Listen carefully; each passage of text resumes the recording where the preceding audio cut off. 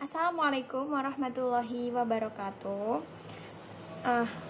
Untuk pertemuan kali ini kita akan membahas tentang perjuangan bangsa Indonesia melawan penjajah dan mempertahankan kemerdekaan Indonesia. Nah, untuk itu sebelum kita mulai pertemuan pembelajaran pada kali ini, marilah kita bersama-sama berdoa menurut agama dan kepercayaan masing-masing. Berdoa dimulai. Berdoa selesai. Langsung saja saya akan membacakan tujuan pembelajaran pada pertemuan kali ini. Yang pertama adalah tentang faktor-faktor penyebab penjajahan bangsa Indonesia. Jadi faktor apa saja yang membuat penjajah itu masuk ke Indonesia dan menjajah Indonesia.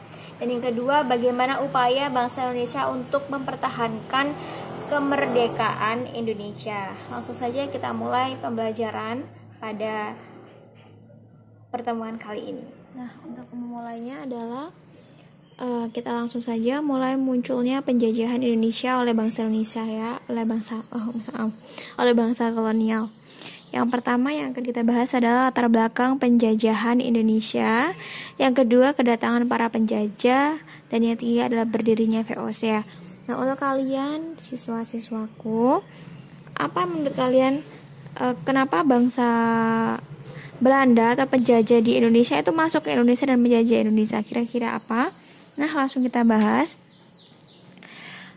Ini adalah latar belakang dari datangnya bangsa kolonial ke Indonesia. Yang pertama adalah proses masuknya bangsa Eropa di Indonesia pada saat jatuhnya Konstantinopel ke tangan Turki, yang menyebabkan bangsa Eropa ingin mencari pusat atau sumber di mana rempah-rempah itu berada.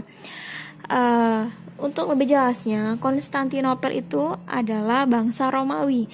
Di sana adalah pertemuan antara pedagang-pedagang di dunia yang dimana untuk menjual barang dagangannya, entah itu dari benua Asia, benua Amerika, itu bertemunya di Konstantinopel.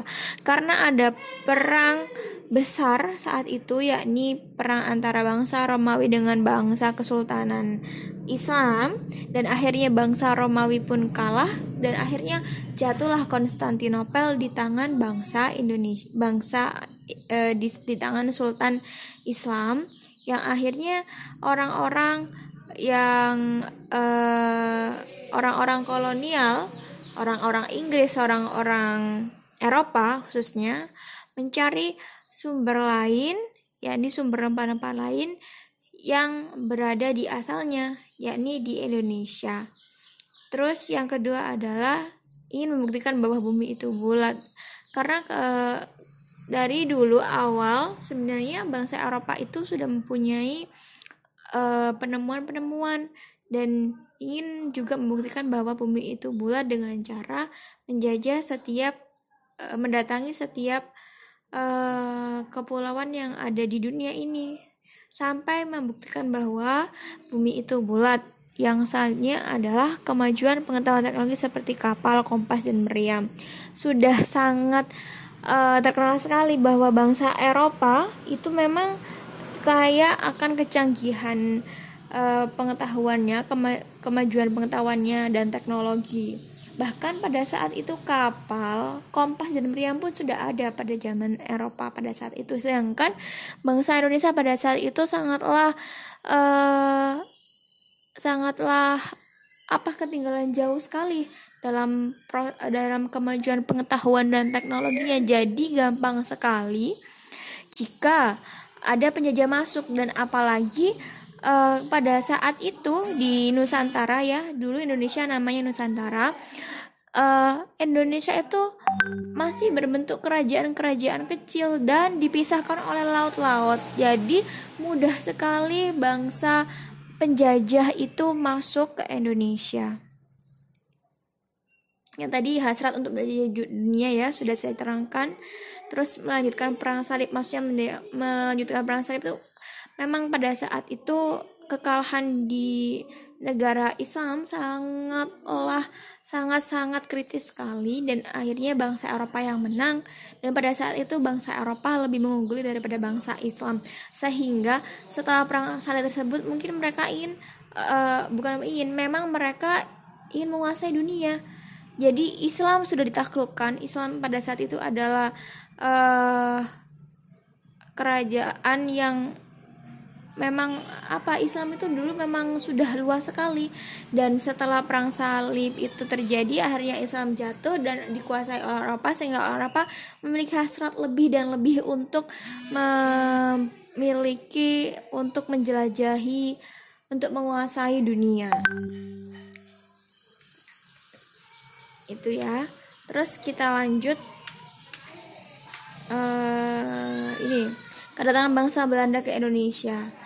Bangsa Belanda yang pertama kali adalah mengirimkan seseorang yang bernama Cornelis de Houtman.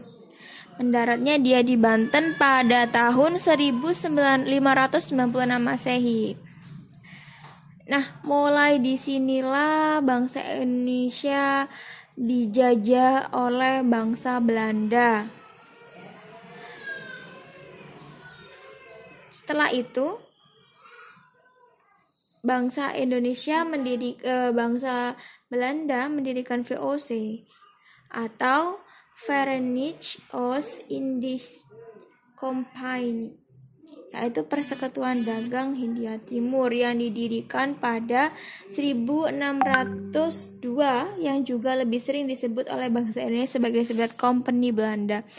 Pada saat VOC ini didirikan, bangsa Indonesia itu sangat terpuruk. Karena pajak yang terlalu berlebihan, yang membuat krisis sekali pada bangsa Indonesia pada saat itu. Kita lanjut.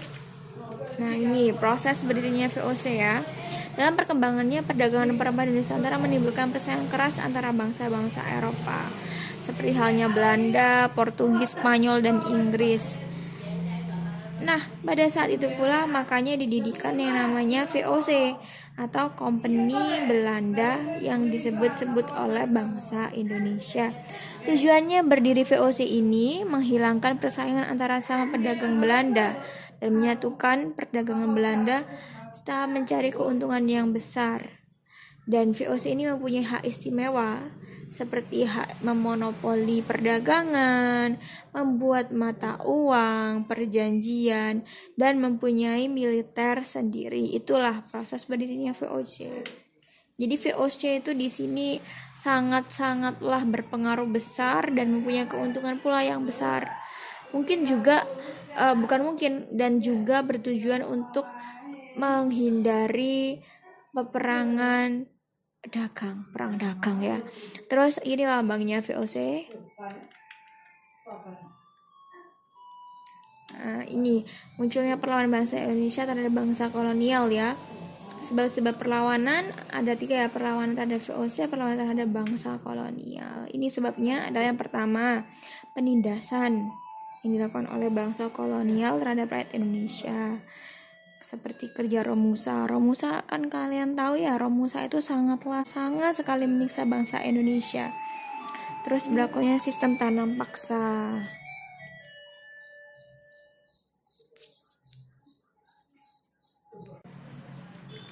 Yang selanjutnya, karena adanya sistem monopoli perdagangan, yang selanjutnya adalah sistem tanam paksa yang merugikan rakyat Indonesia.